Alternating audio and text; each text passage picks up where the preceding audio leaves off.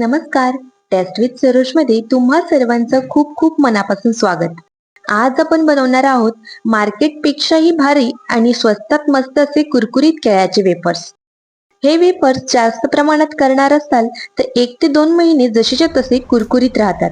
बनवायलाही एकदम सोपे. चला तर मग वेळ न घालवता रेसिपीला सुरुवात करूया.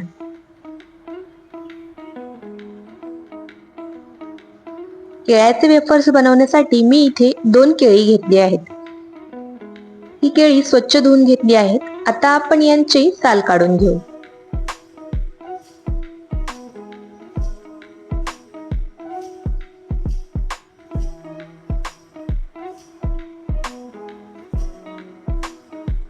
आता सर्व साल काढून झालेली आहे.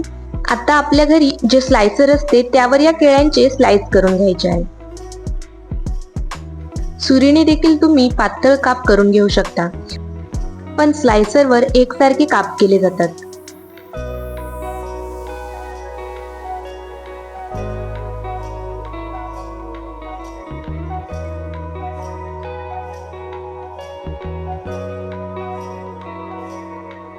आता इथे दोन्ही केळ्यांचे काप कट करून झाले आहे.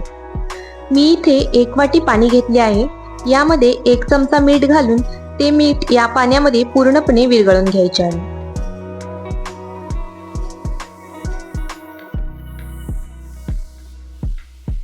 आता यामध्ये पाव चमचा हळद देखील घातली आहे. हे पाणी आपण केळ्याच्या चिप्सवर ओतणार आहोत.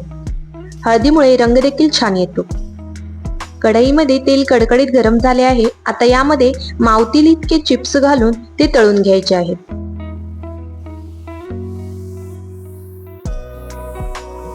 चिप्स तळत असताना गॅस हाय फ्लेमवरच ठेवावा. कमी केल्यास चिप्स मऊ पडतात व तेलकट देखील होतात.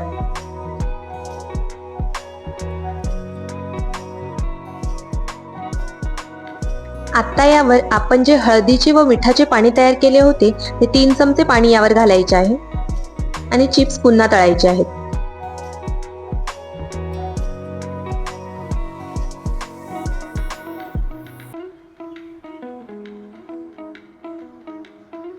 बघा, आता आपले हे चिप्स तळून झाले आहेत. कुठेही लालसर किंवा काळपट दिसत नाहीये. आता आपण हे चिप्स झाऱ्यामध्ये काढून घेऊ. आता राहिलेले चिप्स देखील याचप्रमाणे तळून घ्यायचे आहेत. उपवासाला देखील तुम्ही हे चिप्स घरच्या घरी बनवून खाऊ शकता. खूप छान कुरकुरीत लागतात.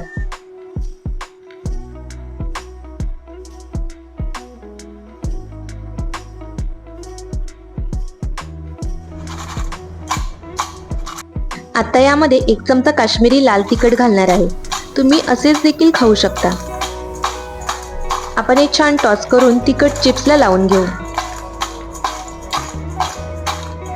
घरी बनवलेले असून देखील चिप्स अजिबात तेलकट झालेले नाही.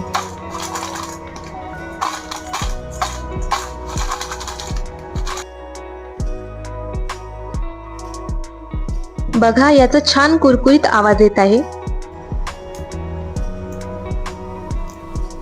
तर तुम्ही सुद्धा नक्की करून बघा हे केळ्याचे वेफर्स. आणि रेसिपी आवडली असल्यास लाईक करा, शेअर करा आणि चॅनलला सबस्क्राईब करायला विसरू नका. पुन्हा भेटूयात अशाच नवीन रेसिपी सोबत. धन्यवाद.